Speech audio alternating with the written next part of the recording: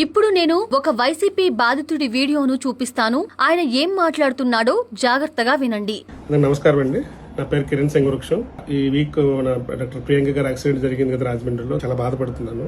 వాళ్ళ ఫ్యామిలీకి నా సానుభూతి. కాకపోతే ఈ ఇన్సిడెంట్ ని ఎవరైతే ముందు తీసుకొచ్చి భుజాలను ఎత్తుకుని చేస్తున్నారో రాజమండ్రి ఎక్స్ ఎంపీ గారు భరత్ గారి గురించి మాట్లాడాలని నేను ఈ వీడియో చేస్తున్నాను. వీళ్ళు మిడిల్ క్లాస్ ఫ్యామిలీ, వాళ్ళు ఎవరు పట్టించుకోవట్లేదు, పోలీసులు న్యాయం చేయట్లేదు అని ఎక్స్ ఎంపీ గారు అంటున్నారు. ఈ సోకాల్డ్ ఎక్స్ ఎంపీ గారు ఫాదర్ ని 2023 మే 13న అధికార దాహంతో ఆయన రాజమండ్రి నుంచి విజయవాడ వెళ్తూ కారుతో గుద్దేసి మా ఫాదర్ ఎర్లీ మార్నింగ్ 6:30కి రోడ్డు మీద వదిలేసి ఎక్స్ సీఎం జగన్మోహన్ రెడ్డి గారిని కలవడానికి కలిసి యాగంలో పార్టిసిపేట్ చేయడానికి వెళ్ళాడు సార్ ఈయన. సో మేము కూడా మిడిల్ క్లాస్ ఫ్యామిలీ, ఇప్పటి వరకు ఆయన వచ్చింది లేదు, మమ్మల్ని పలకరించింది లేదు, రోడ్డు మీద మమ్మల్ని అందరినీ రోడ్డు మీద వదిలేసి ఇప్పుడు ఈయన డాక్టర్ ప్రియాంక గారి గురించి మాట్లాడుతున్నాడు. ఇక్కడ పాయింట్ ఏంటంటే ఇటువంటి నాయకులు మీరు నమ్మాలా వద్దా మీరు నిర్ణయించుకోండి.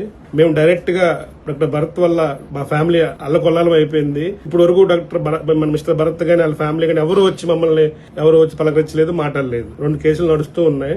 విన్నారు కదా, ఆ వీడియోలో ఉన్న వ్యక్తి సునీల్. అతని తండ్రి రిటైర్డ్ పశు వైద్యుడైన నర్సయ్యను మార్గాని భరత్ రాజమండ్రి ఎంపీగా ఉన్న సమయంలో 2023 మే 12న జాతీయ రహదారిపై అతివేగంగా కారుతో గుద్ది చంపేశారు. మానవత్వం లేకుండా కనీసం ఆపకుండా వెళ్లిపోయిన భరత్ ఆ కారులో తాను లేనని అప్పట్లో బుకాయించారు. తాజాగా రాజమండ్రిలో కారు ఢీకొన్న సంఘటనలో డాక్టర్ ప్రియాంక మృతి చెందటంతో ఒక కూతురు ప్రాణం కోల్పోతే ఆ తండ్రి పడుతున్న వేదన నన్ను కలిచివేసింది అంటూ భరత్ ఎమోషనల్ అవుతూ ఒక వీడియో విడుదల చేశారు. తనకు వ్యక్తిగతంగా ఎవ్వరో తెలియని వ్యక్తి మరణిస్తే కన్నీళ్లు పెట్టిన భరత్ తన కారుతో గుద్దేసి చంపేసిన నిరుపేద కుటుంబాన్ని మాత్రం కనీసం పరామర్శించలేదు. ఎందుకంటే ఆ ప్రాణం తీసింది అతనే కాబట్టి. అంతేకాదండో, గతంలో తన కారు గుద్ది చంపేసిన కుటుంబాన్ని కానీ, తన ర్యాలీకి వచ్చిన 3 వ్యక్తులు మద్యం తాగి ఒక అమాయకుణ్ణి బలి తీసుకున్న ఘటనను కానీ వైఎస్ జగన్మోహన్ రెడ్డి ఎప్పుడూ ఖండించలేదు, స్పందించలేదు. కానీ ఈ ఘటనను మాత్రం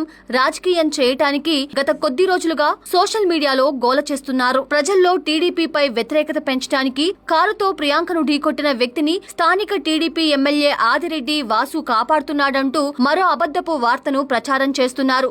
వాస్తవానికి కూటమి ప్రభుత్వం వెంటనే స్పందించి ప్రియాంక కుటుంబానికి 20 లక్షల రూపాయల ఆర్థిక సాయం ప్రకటించింది. పోలీసులు కూడా వెంటనే స్పందించి నిందితులను అదుపులోకి తీసుకుని చట్టపరమైన చర్యలు చేపట్టారు. మీరు గమనిస్తే అవినాష్ రెడ్డి దగ్గర నుంచి సీదిరి అప్పలరాజు వరకు తమ పార్టీ నేతలు తప్పులు చేసినా, మనుషులను బలి తీసుకున్నా జగన్ వారిని వెనకేసుకొచ్చారే తప్ప అది తప్పు అని కనీసం ఎప్పుడూ స్పందించలేదు. కానీ టీడీపీకి ఎలాంటి సంబంధం లేని విషయాల్లో మాత్రం ఆ పార్టీని బలవంతంగా లాగుతూ నిందలు మోపుతూ నీచమైన రాజకీయం చేస్తున్నారు.